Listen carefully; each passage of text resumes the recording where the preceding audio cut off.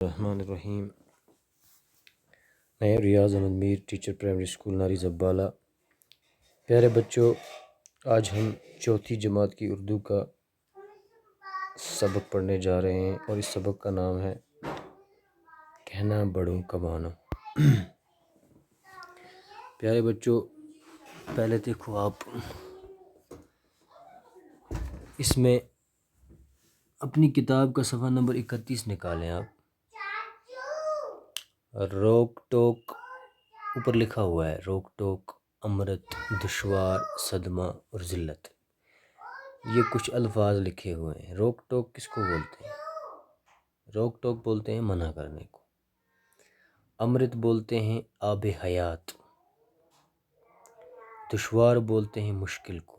صدمہ ہو گیا غم، دکھ۔ اور ذلت کیا ہوتی ہے؟ ذلت ہوتی ہے رسوائی۔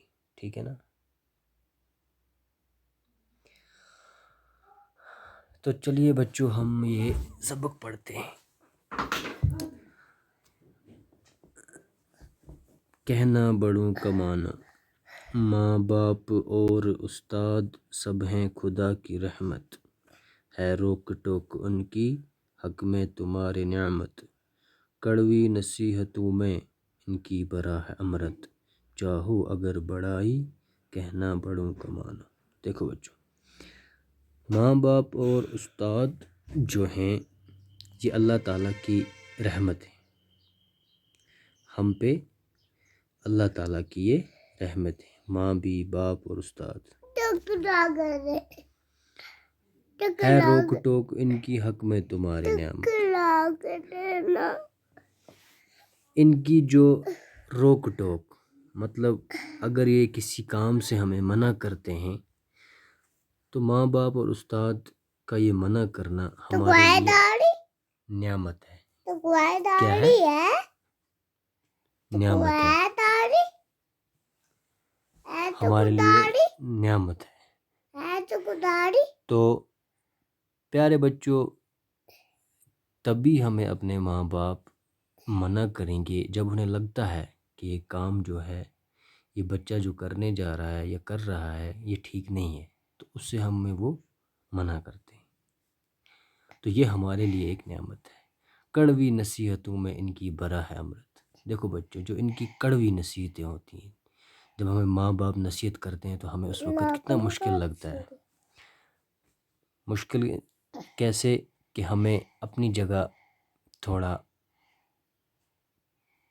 یہ مشکل جیسے لگتا ہے کہ یہ ہمیں نصیحت کیوں کر رہے ہیں، کیونکہ وہ کڑوی ہوتی ہے۔ کڑوی مطلب کہ تلخ نصیحت وہ ہمیں کرتے ہیں، لیکن جو ان کی نصیحت ہوتی ہے یہ ہمارے لیے امرت ہے، مطلب یہ ہماری زندگی کے لیے بہت ہی مفید ہے۔ چاہو اگر بڑائی کہنا بڑوں کا معنی۔ دیکھو بچوں، اگر آپ بڑائی چاہتے ہو تو ہمیں چاہیے کہ کیا کریں؟ ماں باپ کا کہنا مانیں۔ اب اگلی ہمیں 4 لائنیں پڑھتے ہیں۔ ماں باپ کا عزیز و مانا نہ جس نے کہنا، دشوار ہے جہاں میں عزت سے اس کا رہنا، ڈر ہے پڑے نہ صدمہ ذلت کا اس کو سہنا، چاہو اگر بڑائی کہنا بڑوں کا معنی۔ پیارے بچوں، ماں باپ کا عزیز و مانا نہ جس نے کہنا، جس نے بھی ماں باپ کا کہنا نہ مانا اس کا اس دنیا میں عزت سے رہنا بہت مشکل ہے۔ اور ڈر ہے پڑے نہ صدمہ ذلت کا اس کو سہنا، کہ ایسا بھی ہو سکتا ہے کہ اس کو رسوائی کی زندگی گزارنی پڑے کیونکہ اس نے ماں باپ کا کہنا نہیں مانا۔ ٹھیک ہے؟ اگر بڑائی چاہتے ہو تو ماں باپ کا، بڑوں کا کہنا ماننا چاہیے۔ تم کو نہیں خبر کچھ اپنے برے بلے کی، جتنی ہے عمر چھوٹی اتنی ہے عقل چھوٹی، ہے بہتری اسی میں جو ہے بڑوں کی مرضی، چاہو اگر بڑائی کہنا بڑوں کا مانو۔ دیکھو بچوں، تم کو نہیں خبر کچھ، تم کو کوئی پتہ نہیں اپنے برے۔ دیکھو جو چھوٹا ہوتا ہے، جو بچے ہوتے ہیں،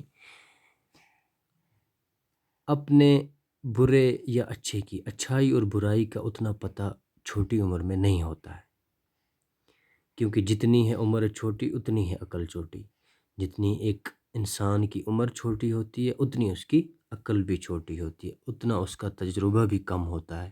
اور جو ہمارے بڑے ہیں کیونکہ انہوں نے بہت سی، ان کی عمر بڑی ہوتی ہے، لمبی ہوتی ہے، انہوں نے بہت دن گزارے ہیں، زندگی گزاری ہے، ان کے تجربے بہت ہیں، ان کے پاس تجربہ ہے اچھائی اور برائی کو سمجھنے کا، تو اس لیے ہے بہتری اسی میں جو ہے بڑوں کی مرضی، اس لیے بہتر اسی میں ہے کہ جو بڑوں کی مرضی ہو، بڑوں کی جو مرضی ہوتی ہے اس میں بہتری ہوتی ہے، اس میں اچھائی ہوتی ہے۔ تو اس لیے کیا کرنا چاہیے، چاہو اگر بڑائی کہنا بڑوں کا مانو، تو ہمارے لیے بیٹر ہے کہ ہم بڑوں کا کہنا مانیں، یہ ہمارے لیے۔ تو اس سبق سے ہمیں کیا نصیحت ملتی ہے، کیا سبق ملتا ہے ہمیں کہ بچوں اپنے ماں باپ، اپنے استاد کا کہنا مانو، وہ جب بھی تمہیں کسی کام سے روکیں، جب بھی وہ تمہیں کسی کام سے روکیں،